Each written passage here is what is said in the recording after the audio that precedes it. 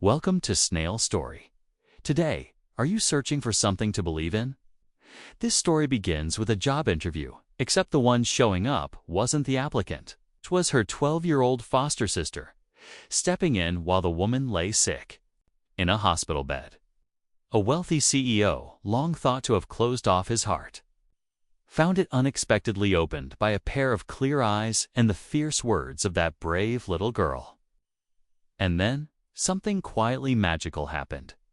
Three people, who had nothing in common, chose to stay beside each other like a family.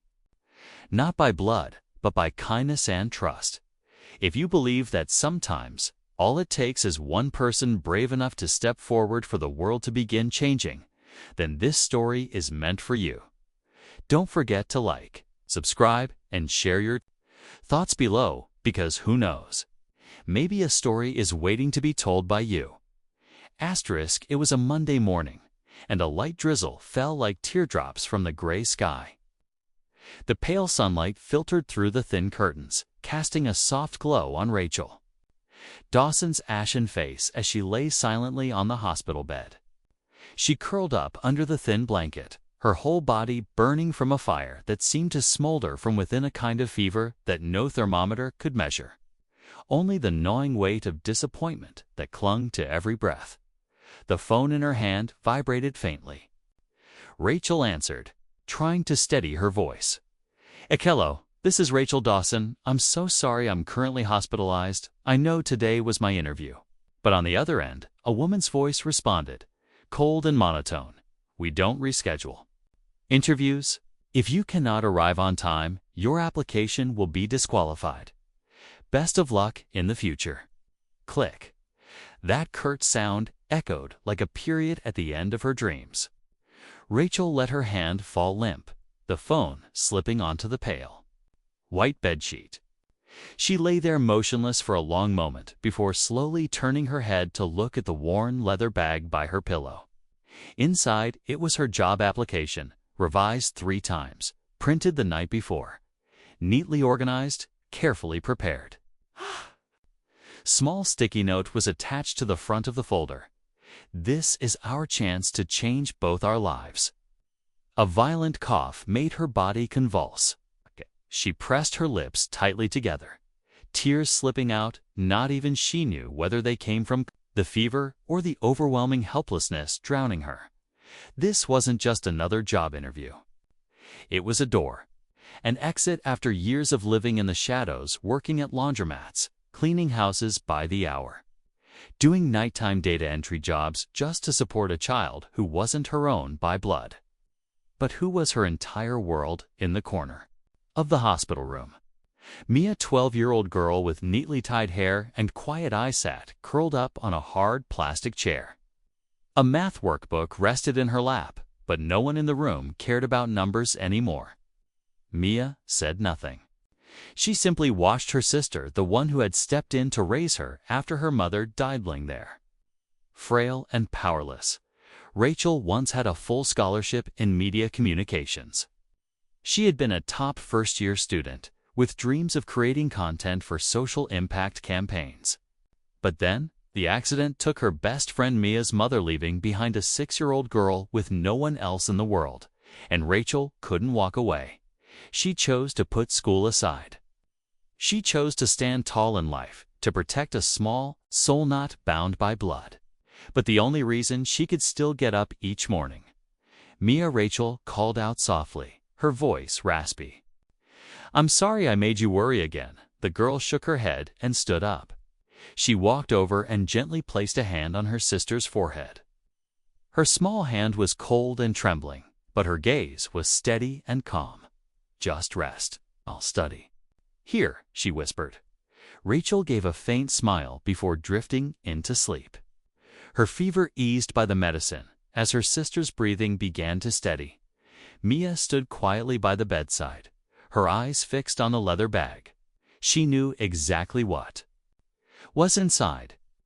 The job application Rachel had spent every night working on after finishing 3 jobs. The way her sister would sit at the kitchen table reading each line of her resume, correcting every typo, and writing a small note at the end. I don't ask for special treatment. I just want a real chance. Mia knelt down, carefully unzipped the bag. She took out the folder and took a deep breath. No one had asked her to do anything. No one expected anything from a 12-year-old girl in a public school uniform. But Mia knew her sister deserved to be heard. And if the world refused to listen to a young woman who gave up everything to raise her adopted sister, then she would speak on her behalf. She looked back at Rachel one last time. Then she went to the coat rack, pulled on a thin jacket, zipped it up. Her hair was neat, her body small, but her eyes sparkled with fierce clarity. And then she stepped out of the room. Down the stark white hospital corridor, past rushed adults and the sputtering coffee machine. No one stopped her. No one noticed a 12-year-old girl walking into the city with a job application clutched in her hand. But Mia knew exactly where she was going. She remembered the address written on the flyer Rachel had pinned to the fridge. She remembered the company's name, Wexler & Co., towering glass building in the heart of downtown. She knew which bus to take, and she believed with every ounce of her early forged maturity that if she didn't do this today, there might not be another chance for either of them. 40 minutes later, Mia stood straight in front of the skyscraper with the gleaming sign. Wexler & Co. The folder was still in her hand, slightly creased from her tight grip. An employee passed by, glanced at her, then quickly looked away. Mia looked up, took a deep breath. Then she walked in. The main lobby of Wexler & Co. was dazzlingly vast and bright. The marble floors reflected the ceiling lights like rippling water. Adults rushed past one another, phones pressed to their ears, coffee cups in hand, high heels striking the floor. In urgent rhythm, a symphony from a world where children like Mia didn't usually belong, but she kept walking toward the reception desk. Clutching the resume tightly in her arms, eyes steady and unblinking. The receptionist, a woman in her 30s, with her hair neatly pinned and uniform impeccably pressed, was scanning the morning meeting schedule. She looked up when she sensed someone standing at the counter. A little girl. School uniform, a small backpack slung over one shoulder, worn-out white sneakers, and an ACES-sized resume folder nearly as tall as she was. "Hello there," the receptionist said slowly, tilting her head. "Are you lost, sweetheart? Does your mom work here?" Mia shook her head. "I'm here for an interview on behalf of my sister."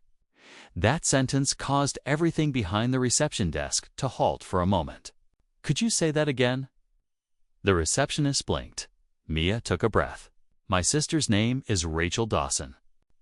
She had an interview scheduled for 9 a.m. today, but she's in the hospital with a severe case of pneumonia. She didn't want to miss this opportunity, so I came instead. I'm not applying for the job. I just want to talk about my sister." Receptionist, her name tag read Meredith, was stunned for several seconds. Her face, usually unfazed by any office situation, seemed momentarily at a loss. A few passing employees paused and glanced toward the little girl. "What's your name, sweetie?" Meredith asked, gently. Mia Blake," she replied, handing over the resume. "I don't speak as well as my sister Rachel, but I know exactly why she deserves this job." Meredith looked at the schedule. Rachel Dawson to 9 a.m. final round interview. She hesitated, then pressed a button on her Bluetooth earpiece. "Executive office, please connect me to CEO Derek Wexler's assistant." "It's urgent, yes? It's about the final candidate for..." This morning, on the 40th floor, behind floor-to-ceiling and glass walls, Derek Wexler was reviewing the quarterly report.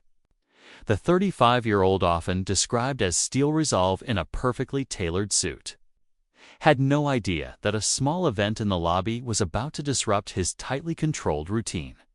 His assistant, Kayla, stepped in, smiling slightly a rare thing when she talked about candidates. "Sir, the final applicant for this morning is a little unconventional." Derek didn't look up. Harvard, MIT, former MediaCorp manager. "No, Kayla shook her head slightly. She's a little girl, 12 years old, came on behalf of her sister. Brought a resume and wants to introduce her sister. That got Derek's full attention. He looked up. A little girl did what? I'm not joking. You should see her for yourself. A few minutes later, when the elevator doors opened into the lobby, Derek stepped out alongside Kayla, the tall man in a charcoal gray suit, polished and composed. Drew attention like a magnet, and then he saw her. A petite girl standing calmly in the middle of the grand lobby, no fear. No hesitation, only quiet determination, as if she knew she belonged there. You must be Mia, he asked, approaching. Her? Yes, Mia nodded. You're the boss here, right? Derek raised an eyebrow. You could say that. Well then, I'd like 10 minutes of your time to talk about Rachel Dawson. The lobby fell into silence. Derek turned to Kayla and gave her a signal. Give me 15 minutes. No interruptions. Then he held out his hand. Shall we? Mia tightened her grip on the folder and nodded. The meeting room on the 38th floor wasn't large, but it was warm and quiet. Derek pulled out a chair for her. The seat was far too big for her small frame, but Mia climbed up naturally, set the resume on the table, and rested her hands on the surface. Derek sat across from her, opened the folder, and quickly scanned through it. All right, tell me, why does your sister want to work here? Mia answered instantly, without hesitation. Because she doesn't want to keep cleaning offices at night or doing freelance data entry forever. She was once a top student on a full scholarship. She used to have dreams, but she gave them up too. Raise me? Derek's fingers twitched slightly. You said your sister isn't your mother, Kaya? He asked quietly. No, Mia replied, her voice lowering. But she's the one who stayed when no one else did. Derek was silent for a moment. Do you know what this job requires? Mia nodded. Organizational skills, communication, time management, fast reading, strong writing, and being trustworthy. She looked straight into his eyes. My sister Rachel has all of that. She works 3 jobs, often stays up all night, still helps me with homework, still volunteers at the clinic on Sundays. Derek turned to the second page of the resume gap after her freshman year. Then a long list of small jobs, none with fancy titles, but neat handwriting, clear goals, and at the very bottom a handwritten note. I'm not asking for pity. I'm asking for a real chance. He looked up at Mia. You think your sister can do this job well? Mia smiled for the first time, gentle but confident. I don't think, I know. Derek closed the folder and leaned back in his chair. He had never met anyone like this, certainly not an adult, and definitely not a 12-year-old girl. She hadn't come to beg. She came to prove something, and something he hadn't felt in a very long time stirred inside him. Not emotion, but respect. Thank you, Mia, he said softly. She stood, nodded. I'm done now. I need to get back to the hospital. Rachel will wake up soon. Derek kept the resume. All right. I'll take a look and be in touch. Mia nodded and turned to leave. But before she reached the door, she paused and looked back. If you're looking for someone dependable and kind to work at this company, then you won't want to miss out on my sister Rachel. And with that, the door closed behind the small figure. The late afternoon light filtered through the pale curtains, casting a soft golden glow across the hospital's ceiling, gentle like winter's end. Rachel was still asleep, her face less pale now, though her lips remained dry and cracked from the fever. A soft breeze from the open window made her shiver. She blinked slowly, her fingers twitching. And in that moment, Rachel realized something was different about the room. On the bedside table, where there had only been a water bottle and a small pill container, there was now a tiny bouquet of wildflowers arranged in a delicate glass jar. Pastel hues, soft lavender, pale yellow, creamy white. Not expensive flowers, but chosen with surprising care. Beside it sat a small gift box, wrapped in cream paper and tied with a silk blue ribbon. A card leaned against the box. To the strongest woman I've never met. Rachel held her breath. She pushed herself up, cold sweat beading at her temples. A wave of dizziness struck, but she forced herself to reach for the card. Inside, written neatly in slanted blue ink, were the words, "Thank you for raising such a brave little girl. I very much hope to meet you. D.W."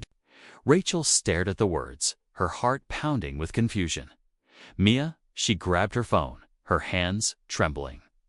Images flooded her mind. Mia leaving the hospital room, heading into the city alone. She was only 12. What had happened? Beneath her printed resume, Rachel still kept the company flyer from Wexler & Co.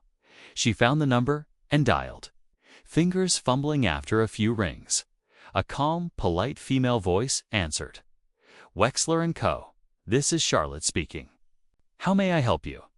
Akella Rachel's voice cracked. I'm Rachel Dawson. I think there's been a misunderstanding. My little sister, Mishi's, only 12. She might have come to your company this morning with my resume. I'm so sorry. She didn't mean to cause any trouble. She just, Charlotte chuckled softly on the other end. Double quotes, Ms. Dawson. It's quite all right. In fact, I believe your sister is the bravest person who's ever walked through our lobby. Rachel froze. I'm sorry, what did you say? Our CEO, Mr. Wexler, met with her personally. And I was instructed to call you as soon as you were awake. He would very much like to meet you. You mean a rescheduled interview? Not rescheduled, Charlotte replied gently, warmth in her voice. Right on time. That evening, a worn-out taxi pulled up in front of the Wexler & Co. building. Rachel stepped out, her cheeks still flushed from the fever, but her eyes sharp with urgency. She wore the simplest navy blouse she owned and a neatly pressed black skirt she had ironed last week. No jewelry, no perfume, just an old leather bag, with the original resume inside and a silent gratitude for the sister who had stepped forward when it mattered most. Inside the lobby, Charlotte stood from behind the reception desk and smiled as she saw her. Ms. Dawson, welcome back. Rachel gave a small, nervous smile. I still can't believe this is really happening. Believe it? He's waiting for you upstairs. The elevator doors opened on the 40th floor, stopping in front of the executive office. When the doors parted, Charlotte gestured for her to enter. The room was bright, encased in glass walls overlooking the city as it melted into dusk. Derek Wexler stood beside his desk, hands in his pockets, shirt sleeves rolled up, no tie. He turned as the door opened. Ms. Dawson, he said, his voice low but softer than his appearance suggested. It's a pleasure to finally meet you in person this time. Rachel hesitated a second, then stepped forward and extended her hand. I'm sorry if my sister caused any trouble. Derek shook her hand firmly. No need to apologize. Your sister managed to stop my entire company for 15 minutes this morning. She made a very compelling case. Rachel's cheeks flushed, her lips trembled. She said you were the one who stayed when no one else did. Derek's tone softened. I read your resume. I believe you deserve to be heard. Rachel didn't know what to say. A part of her still doubted what kind of big company would seriously consider someone with no degree. No prestigious accomplishments, just a string of labor jobs. You actually want to interview me? She asked quietly. Derek smiled for the first time that deigned a polite smile, but a genuine one. I already had an interview. But now, I want to hear it from you. He pulled out a chair and motioned for her to sit. Tell me why you never gave up. And for the first time in years, Rachel spoke. Not in a rented room. Not two eyes filled with pity, but to someone who genuinely wanted to listen. The late sunlight spilled across the wooden floor like honey poured from the edge of the sky. The office on the 40th floor was strangely quiet, just the soft hum of the air conditioner and the occasional tap of a pen on the glass. Tabletop, Rachel sat across from CEO Derek Wexler, the man once dubbed the ice wall of the media world. Yet here he was, leaning back in his chair, one arm resting loosely on the desk. His gaze not cold, but focused. "Ms. Dawson," he said, "there's a part of your resume I don't quite understand. After receiving a first-year scholarship and performing well, it all stops. No degree, no continuation. Can you tell me why?" Rachel tightened her grip on the strap of her bag resting in her lap. She took a deep breath. Not out of fear, but because it had been so long since anyone had asked her a question that genuinely sought an answer. "Because of a promise," she began. "A promise I never thought I'd have to keep until I had no other choice." Derek said nothing, giving her a subtle nod to go on. "At the time, I was a freshman in media studies, full scholarship. Nearly perfect GPA. I had a clear plan: graduate early, get an internship, work for a nonprofit." Rachel's voice softened. "I thought my life was a straight line." Until the phone rang one Monday morning, she continued. "My best friend Mia's biological mother died in a car accident. She was the only one left caring for Mia. The little girl was only 6. Derek gave a quiet nod, his eyes no longer evaluating, but listening like someone who'd known loss. "I stood in the children's room at the temporary intake center," Rachel said, her voice drifting back into memory. "Mia sat in the corner, hugging a stuffed bear. She didn't cry. She didn't ask anything, just sat there. Then she looked up at me and said, 'Are you going to leave me too, like everyone else?' Her voice trembled. I didn't know what to say. But I signed the temporary guardianship papers an hour later, and I never turned back." Derek remained silent, tilting his head slightly. "I dropped out of school and started working. 3 jobs: laundry worker by day, remote data entry in the evening, an office janitor at night. No one wanted to hire someone without a degree. But I couldn't let Mia go back into the system where children become numbers." She looked up, her eyes suddenly bright. "That's why I never gave up. Not because I'm strong, but because I couldn't bear to lose the one thing I chose to keep with all my heart." The room fell into silence. Derek slowly turned the pen in his hand, his gaze drifting toward the windows where the buildings glowed in the light of the setting sun like lamps just beginning to flicker on. "You know," he said, slowly, "read hundreds of resumes every year. Big names, fancy degrees. The same empty buzzwords repeated again and again." He set his pen down. "But no one has ever written, 'I'm not asking for pity. I'm asking for a real chance.'" Rachel pressed her lips together. I don't know if I can make it. But if this job is real, if I actually get it, it'll be the first time in 12 years that I can live for something I once dreamed of." Derek looked at her for a long moment. "Do you think you still remember how to work in a professional environment?" Rachel nodded honestly. "I think I'll need to relearn everything, but I've never stopped learning, not even during a 2 a.m. shift." A soft knock on the door. Calitha assistant stepped in with a stack of documents in her hand. But upon seeing Rachel, she simply smiled and gestured that she'd return later. Derek turned his chair back toward Rachel. "Ms. Dawson, I could place you on a 3-month internship list. Honestly, that wouldn't be fair, not to what you've just shown." He opened a drawer, pulled out a folder, and slid it across the desk. "This is a position for internal communications assistant. It's part of the social campaign development team.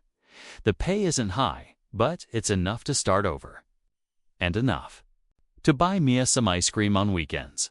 Rachel's eyes widened. You're serious?" Derek nodded. "I don't believe in charity. but I believe in resilience.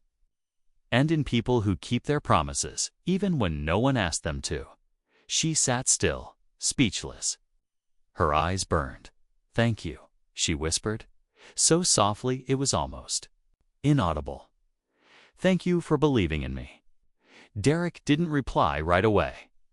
But as she stood, gathered her things, and bowed slightly, he said quietly, "It's not that I believed. It's that your sister made it impossible not to." When Rachel stepped out of the executive office, the sky had turned violet.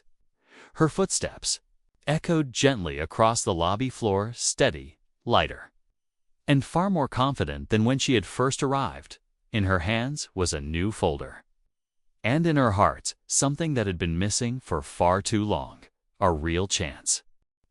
On the first Monday of the new month, Rachel stood in front of the small bathroom mirror of her rented loft, damp and cramped, but tidy. Her hands trembled slightly as she tied a beige silk scarf around her neck.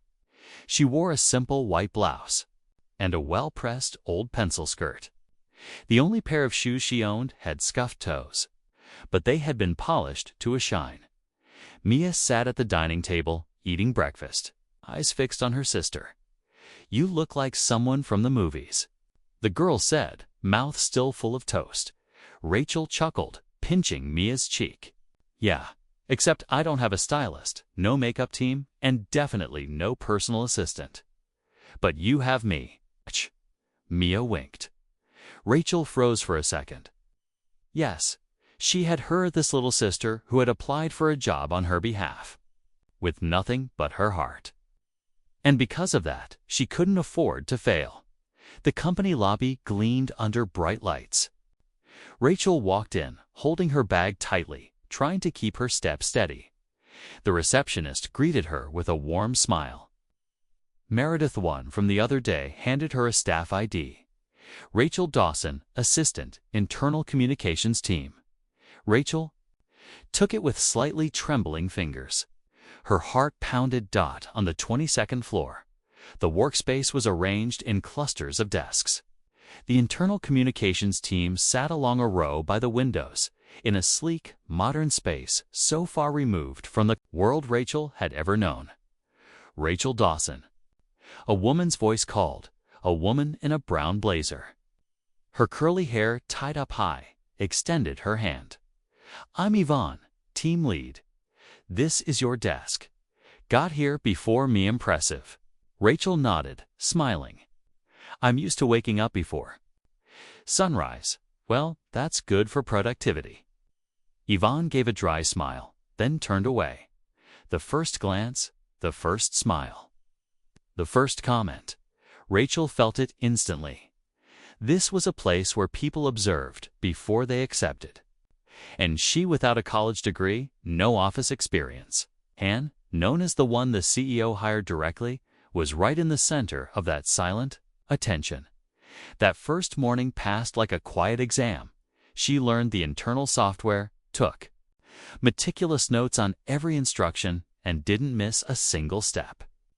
When her typed morning draft was passed around, no one said a word. But Rachel wasn't discouraged.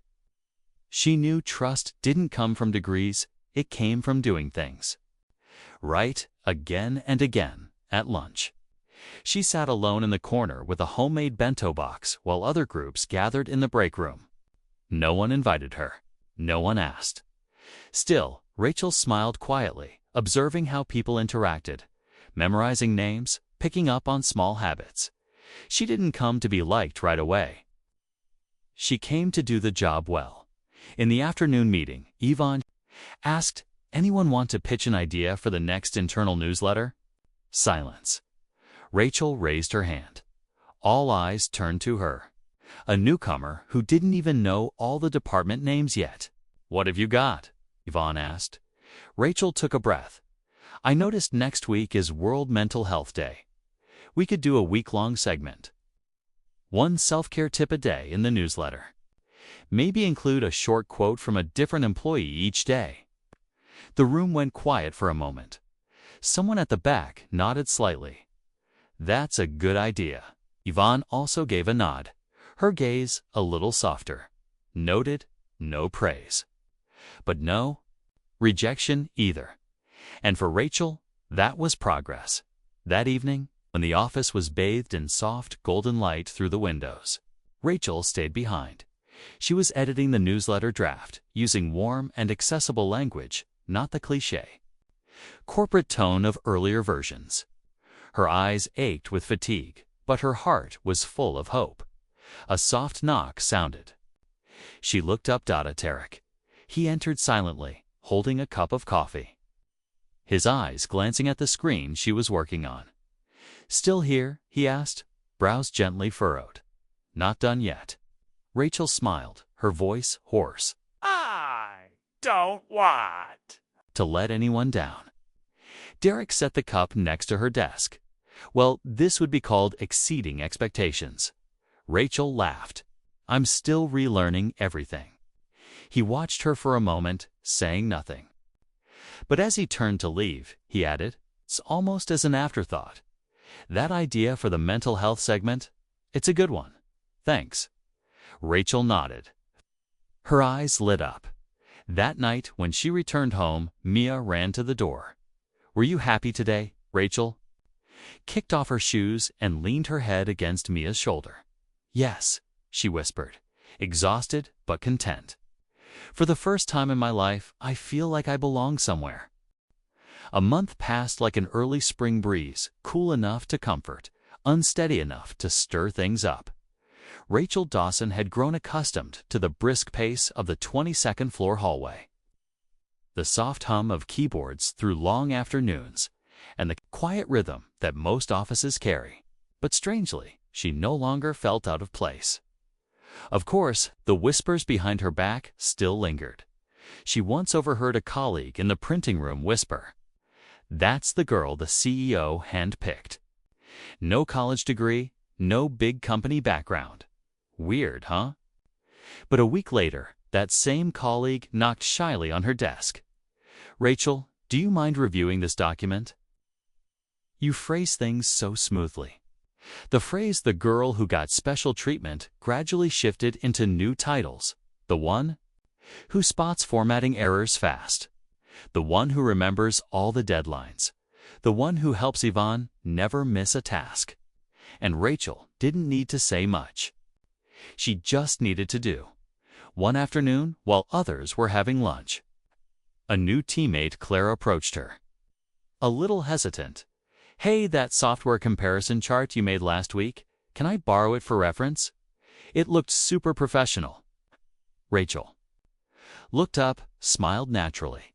"Of course, I'll send you the PDF." Clara nodded, smiling back. A small gesture, but to Rachel, it was an invitation. A sign she was being welcomed.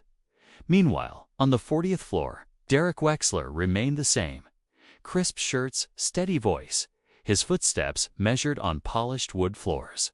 He ran the company like a high-efficiency machine. But no one knew that every morning he quietly checked in with HR and asked, "Did Rachel Dawson clock in on time today? What task was she given last week? Has she had lunch yet?" He never asked about anyone else that way. And no one dared ask him why. One rainy afternoon, Rachel was preparing to leave work when her phone buzzed. Mia had a fever. The school called she had collapsed in class and was waiting to be picked up, panicked. Rachel gathered her things, tried to hail a taxi, and typed an apologetic email about a report she couldn't send in time. But just as she stepped out of the elevator, in the lobby, she saw Derek standing by the tall glass windows. "Where are you headed?" he asked, his tone calm but eyes alert. "Me, oh my sister, she has a high fever. I'm sorry, I won't finish the report today. That's not more important than her." He cut in gently but firmly. "I'll ask Kayla to send the car. The driver knows the way to her school, right?" Rachel froze. "No, really. I can call a taxi. You need to go now. I don't want to see you running in the rain." He turned away before she could object again. Mia lay in bed, eyes closed, a cool towel on her forehead. As Rachel sat beside her holding her hand, she didn't know that just outside, In the hallway, a man in a raincoat stood silently for a few minutes before leaving quietly. A few days later, when Rachel returned to work, she found a small paper bag on her desk. No name, just a handwritten note. Ginger tea helps reduce fever and warm up. One for each of you. Inside were 2 bottles of fresh juice, a small tin of ginger candies, and a tiny keychain shaped like a leather-bound book. On the back, engraved, "One who never stopped learning." Rachel didn't need to ask who had sent it, and she didn't tell anyone about it.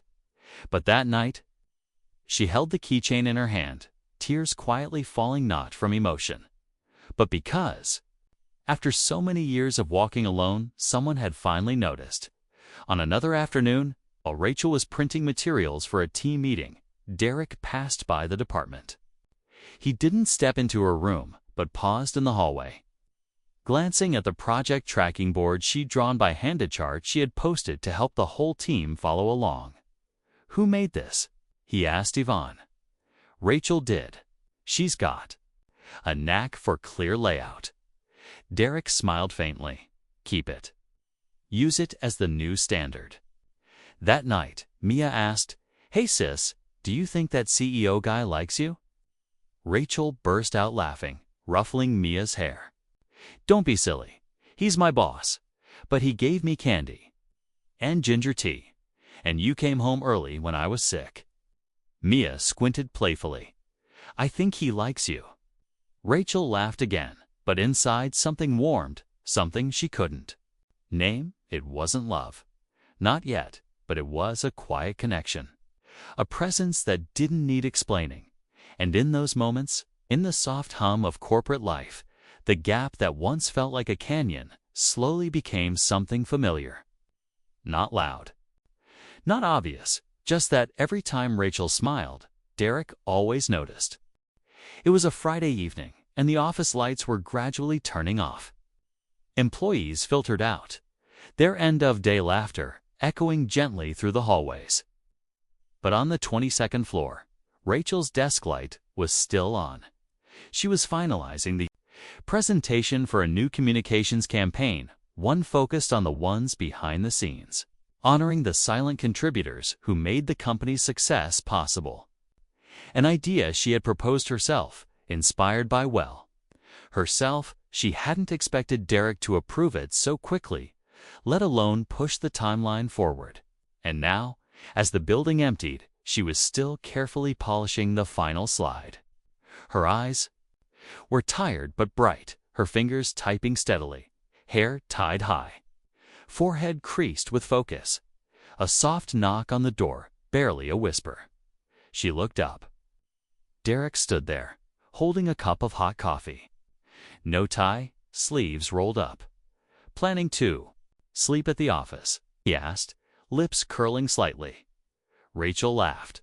"Just trying to make this slide perfect." Derek stepped in and placed a coffee on her desk. "Has anyone ever told you you overwork?" "Yes," she grinned. "But they didn't have rent and a 12-year-old school fees to think about." He sat in the empty chair next to her, leaning in to glance at the screen. "You know," he said quietly, "I used to think loyalty only existed in HR theory, until I read your little interview about the building's doorman. Mr. Paul." Rachel smiled. "He's wonderful. He was the first person to say, 'Good morning, Ms. Dawson.'" Derek smiled, his gaze softening. For a few seconds, silence settled between them. "Rachel," he said, calling her name gently for the first time, "I want to ask you something. You don't have to answer if you'd rather not." She turned toward him, nodding. "Where's your family?" Rachel froze. The question was simple, but rarely asked.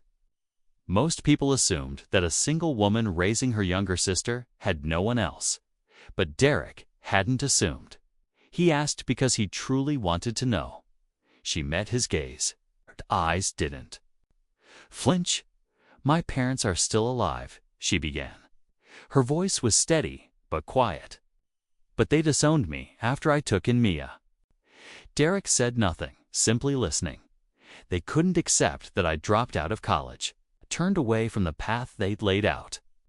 To them, choosing to raise my best friend's child instead of focusing on my future was a betrayal. "Do you still speak to them?" he asked gently. She shook her head. "No, Mia and I have been on our own since I was 22. Do you regret it?" Rachel smiled slowly. "Every night when I see Mia sleeping peacefully, I know I made the right choice, even if the cost is sometimes a very quiet kind of loneliness." Derek nodded. He didn't say, "I understand." He simply sat in silence. Then, after a moment, he spoke. "I lost my parents when I was 10. Car accident. They left behind a small insurance policy, but no one stepped up to take me in. I went through an orphanage, then a string of foster homes. No one kept me long enough to make me feel like I belonged anywhere." Rachel turned to him. For the first time, Derek didn't look back. He looked at his hands, as if the memory still etched traces on his skin. "I learned to live on my own. Not to rely, not to wait. Building this company was how I took back control, because there was no one left to control me." The room filled with quiet, not heavy, but deep. "And then Mia walked into my office," he said softly, holding her sister S. resume. "And in just a few words, that little girl reminded me some people don't build to control. They build to stay." Rachel didn't know what to say. She just looked at him for a long time. "Thank you," she whispered, "for letting me stay." Derek looked at her again. But this time, his gaze was not that of a CEO. It was the gaze of a man who had shut the doors to his heart for years and, for the first time, cracked one open for someone to look inside. "It's not that I let you stay," he said, his voice low. "It's that you walked in and never walked out." When Rachel got home that night, Mia was still up head, propped on her hand, working on a history assignment under the warm desk light. "You're back." Mia grinned. "You stayed. The latest ever, huh?" Rachel smiled and sat beside her. "Yeah, but I think today was a really important day." Mia looked up, frowning. "Important how?" "Because," Rachel paused, "someone told me about how they lost their family. And for the first time in my life, I realized I'm not alone."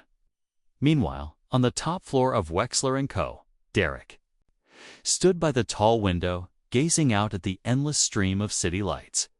In his hand was a small leather keychain, the same one he had given Rachel, still engraved with "One who never stopped learning." Only this time he'd kept one for himself. That weekend, the city basked in one of the rare, warm glows of late spring. The air was soft, and the rows of trees along the streets swayed gently in the breeze, like they were inviting unexpected meetings. Derek rarely made plans on his days off. He wasn't the type to stroll in the park or sip coffee on a balcony. His life, for as long as he could remember, had been divided into two parts: working and preparing for what came next. But today, he was standing at the counter of an ice cream shop. Across from him, Mia studied the menu with the focus of a data analyst, serious, meticulous, and utterly absorbed. "What do you think?" she asked without looking up. "Mint chocolate, sea salt caramel, or lemon peach?" Derek raised an eyebrow. "You're asking me, but clearly you're running your own algorithm already." Mia grinned. "Then I'll take all three. We'll share with Rachel."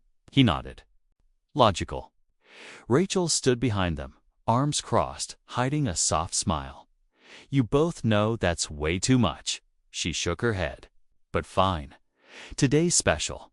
"What's so special about today?" Mia asked, already licking her first scoop. Rachel glanced at Derek. Derek looked back at Rachel, and for one brief moment, neither said a word, but both knew today was special because it was the first time they weren't avoiding the thing all three of them had been feeling. The park beside the ice cream shop was quiet. Sunlight filtering through tree leaves, casting golden patterns across the grass. Mia ran ahead, clutching her cup like treasure, humming a tune as she went. Rachel. And Derek strolled behind. She's grown up a lot, Rachel said, watching Mia. And she's starting to ask tougher questions. Derek looked over.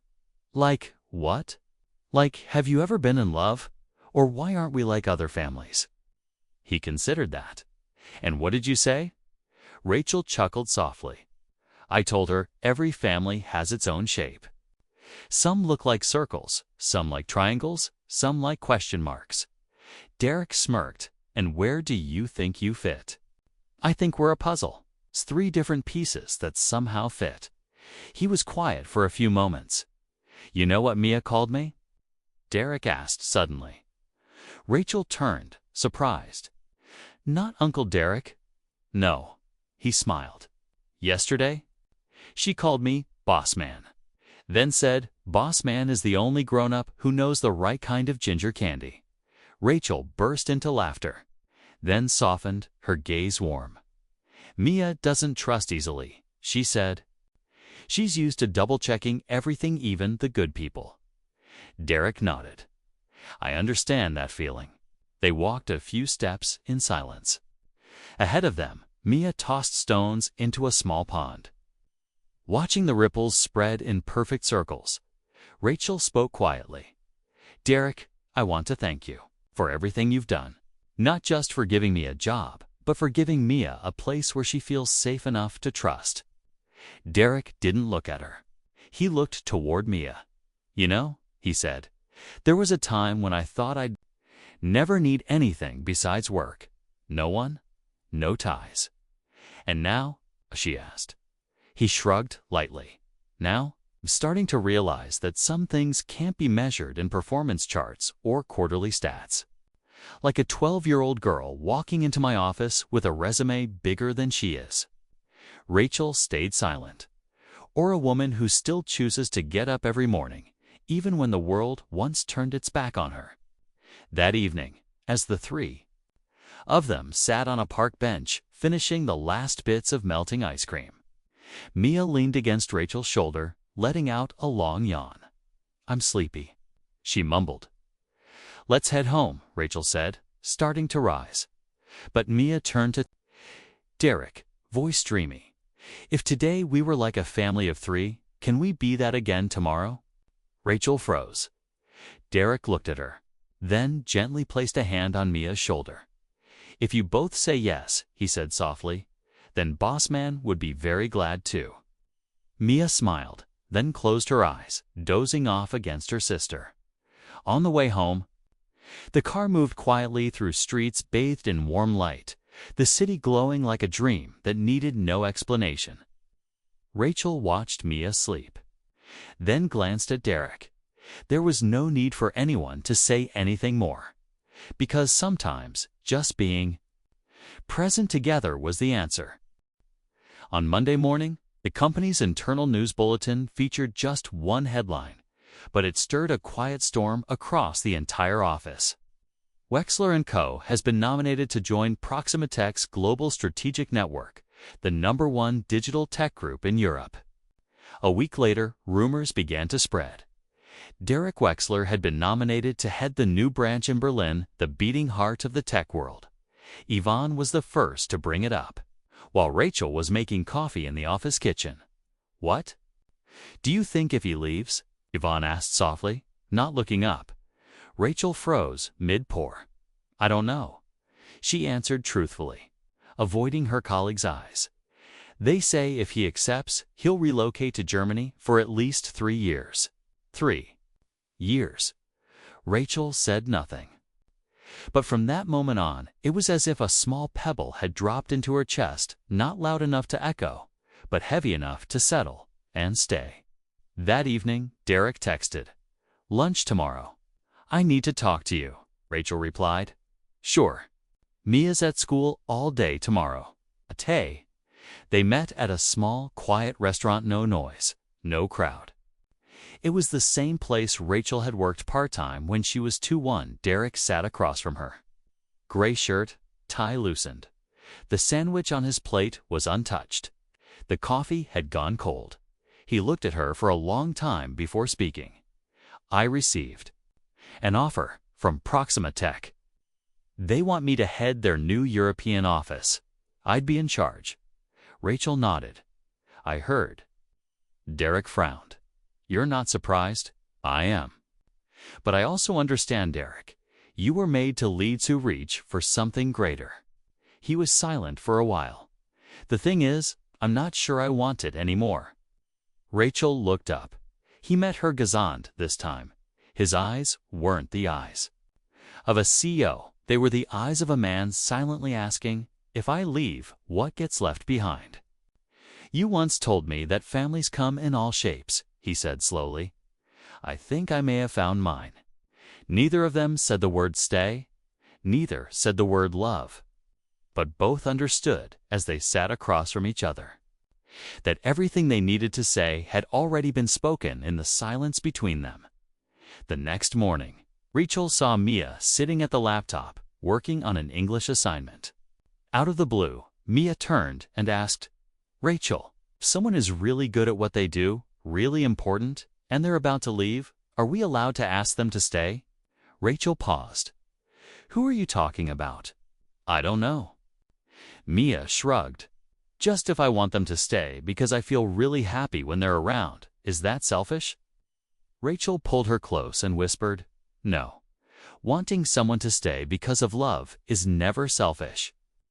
That afternoon, Derek stood before the company board, holding the draft proposal for the European expansion. Everyone waited for his answer. Mr. Rollins, the senior advisor, asked, Derek, are you ready to sign? Opportunities like this don't come twice. Derek looked down at the paper, then raised his eyes. I have another suggestion, he said. I'd like to nominate our VP of Strategic Planning to go in my place. I will stay. And your reason? One board member asked, puzzled. Derek didn't respond immediately. But his gaze held a quiet determination that needed no justification, because I need to be present where I truly matter. At the end of the day, as Rachel was leaving work, said she saw Mia running up to the company gate, holding a beige envelope. Rachel, Uncle Derek asked someone to give you this. Inside was a single line, handwritten. Thank you for being the reason I didn't leave. Rachel burst out laughing. Laugh that felt like a heavy stone finally lifting after weeks of quiet wait. She looked up at the tall Wexler & Co. building where the lights on the 22nd floor were still on and the top office window had never gone dark. That night, during their simple dinner at home, Mia suddenly spoke up. If our family is like a puzzle, then today, the last piece chose not to fall off the table, right? Rachel looked at her, then nodded with a soft smile. That's right. And I think this is the first time that piece chose to stay not out of duty, but simply because he wanted to. 3 months later, summer arrived in the city like an unannounced guest. Sunlight spilled across Rachel's balcony, where her cactus pots were starting to bloom. At the small kitchen table, Mia was coloring a birthday card with markers. Ski. Drew 3 figures, a brown-haired woman, a tall man, and a little girl in a yellow dress. Below the picture, in slightly crooked but warm handwriting, it read, Family is where someone misses you when you're not there. Rachel smiled and sat beside her. Who's the card for? She asked. Uncle Derek, Mia replied without hesitation. It's his birthday soon, right? Rachel nodded. She knew that. And she also knew that since Derek chose to stay, their world, just the 3 of them, had quietly shifted. No declarations, no big moments, just closer. Warmer. On his birthday evening, Derek didn't throw a party. He didn't care much for big gatherings, clinking glasses, or hollow congratulations. Instead, he showed up at Rachel's apartment carrying a paper bag filled with grilled sandwiches, coconut ice cream, and 3 cans of grape soda that Mia had once mentioned, just once. You remembered? Rachel asked, surprised by the sight of the old-fashioned drink. Derek shrugged. She said it was the taste of happiness when she was 8. I figured some things shouldn't be forgotten. They ate together on the balcony, golden light brushing gently across their faces. Mia put on a soft jazz playlist, the kind she said sounded like evenings in places where nobody has to hurry. After dinner, Mia handed Derek the card, holding it out with both hands. "Happy birthday, boss man." Derek took it, opened it, looked at the crooked handwriting, then looked at Rachel. She wrote it all by herself. Rachel said, "I just helped outline the border." He said nothing. But Rachel noticed how gently he held the card, like he was afraid to crease something fragile and precious. That night, Mia went to bed early. Rachel and Derek stayed up with mugs of jasmine tea. The wind stirred softly through the trees below. "Do you ever regret it?" Rachel asked quietly. "Not going to Europe." Derek shook his head. "No. I used to think expanding the company was the only thing that made me feel worthy. And now?" Kay looked at her, his eyes no longer cold like the first time they queased. They met, but warm with something learned. "Now I think some things don't need to grow. They just need to be kept." A week later, Mia brought home an assignment from school. "Write a paragraph describing your family." She handed Rachel the draft. It read, "My family is not like my friends' families. I have a sister named Rachel and a man who's her good friend named Derek. But I think families don't need to look like everyone else's, as long as they care for each other every day." At the bottom, there was one final line. "I hope one day Rachel and Derek will live in the same house too." Rachel read it and wasn't sure whether to laugh or blush. She left the paper on the kitchen counter. The next morning, it was gone, replaced with a new sheet bearing just one sentence. "I'm seriously considering this student's proposal." Signed, Derek W. By the end of summer, Rachel moved in with Derek. No wedding, no ring, no announcement. One day, Derek simply prepared a room for Mia with a small coat hook engraved, "Little room, big welcome." Rachel brought only a few things: some books, an old blanket, and a leather keychain that read, "One who never stopped learning." She hung it beside the keys to their new home. They didn't live like a traditional family.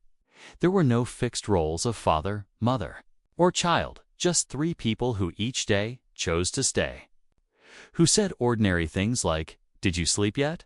I left the cake on the table. Laundry's done, by the way." And sometimes they didn't need to say anything. Just let the kitchen light glow quietly at night, still on long. After the world had gone still, one evening Rachel looked at Mia sleeping, then turned to Derek. "What do you think this is?" Derek took her hand. "I think this is a family. It's not a family defined by anyone else's description, but one they had built themselves through daily choices, through quiet faith that staying is not about being held back. It's about truly wanting to be here." Perhaps the most beautiful thing this story leaves behind is not a perfect ending, but a gentle reminder. No matter where you come from, no matter what you've lost, or dared to hope for, as long as there is trust and human kindness, we can always begin again, together. Thank you for staying with me until the very end. I'd truly love to know where in the world are you listening to this story from. Leave a comment below. Promise to read every single one. And don't forget to like and subscribe to Snail Story, so we can slow down together each week and keep believing in beautiful things, no matter how small they may seem.